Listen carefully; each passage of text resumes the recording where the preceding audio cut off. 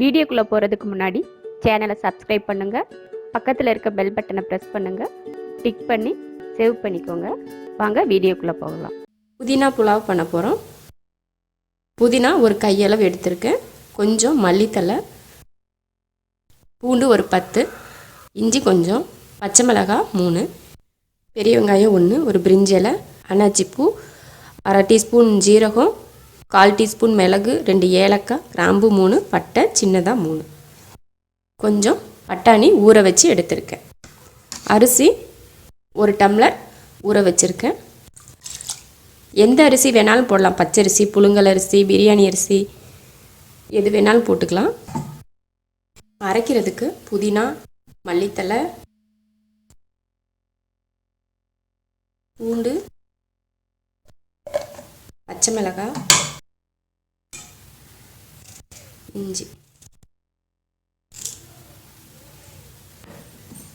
இதை அரைச்சி பேஸ்ட்டாக எடுத்துக்கலாம். அரைச்சாச்சு. இப்போ தாளித்து விடலாம். குக்கர் வச்சு எண்ணெய் ஊற்றினேன், எண்ணெய் காஞ்சிருச்சு. அதில் ஜீரகம், மிளகு, அன்னாச்சிப்பூ, பட்டை, கிராம்பு, ஏலக்காய் சேர்த்துடலாம். பிரிஞ்சி இலை பொரிஞ்சாச்சு. வெங்காயம்,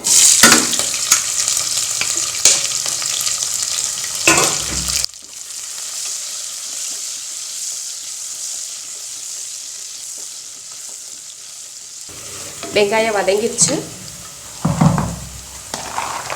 இல்லை பட்டாணி சேர்த்துடலாம்.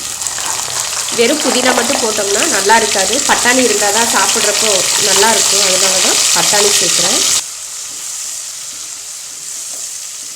இதுக்கு புதினா பேஸ்ட்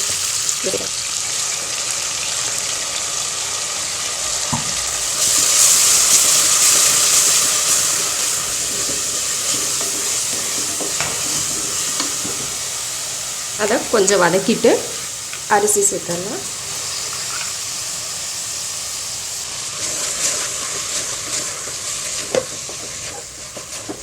இந்த டம்ளரில் 1 டம்ளர் அரிசி எடுத்தேன்.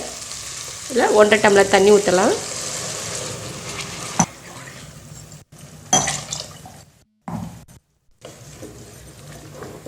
பாசுமதி அரிசி 1 டம்ளர் எடுத்ததால் 1.5 டம்ளர் தண்ணி ஊற்றினேன்.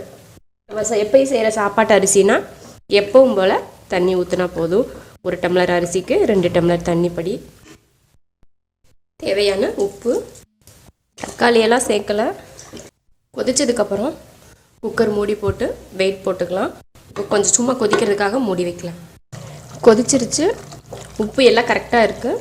இப்போ குக்கர் மூடி போட்டு விசில் போட்டு அடுப்பை சிம்மில் வச்சு, உங்களோட குக்கர் சீக்கிரம் ஆயிரும்னா 5 நிமிஷம் வச்சா போதும். இல்லை லேட் ஆகும் அப்படின்னா 10 நிமிஷம் வச்சா போதும். நான் 5 நிமிஷத்துக்கு சிம்மில் வச்சுட்டு ஆஃப் பண்ண போகிறேன். நார்மல் அரிசியாக இருந்தால் எப்பவும் போல் 2 விசில் 3 விசில் விட்டு ஆஃப் பண்ணிக்கலாம்.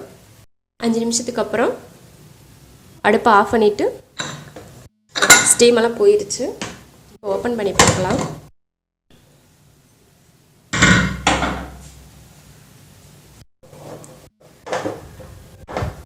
ரைஸ் நல்லா உடையாமல் வந்திருக்கு, நல்லா வெந்திருக்கும் கூட, முழுசாக இருக்குது பாசுமதி ரைஸ். தண்ணி எந்த அளவுக்கு பக்குவமாக ஊற்றுறோமோ அந்தளவுக்கு அரிசி உடையாமல் குலையாமல் இருக்கும். எந்த மாதிரி கிண்டுனாலும் இப்போ அரிசி உடையாது. தயிர் பச்சடி, முட்டை இதெல்லாம் வச்சு சாப்பிட்டா ரொம்ப நல்லாயிருக்கும். வேலைக்கு போகிறவங்களுக்கு, ஸ்கூலுக்கு போகிற பசங்களுக்கெல்லாம் கொடுத்து விட்றதுக்கு ரொம்ப ஈஸியாக இருக்கும் செய்கிறது.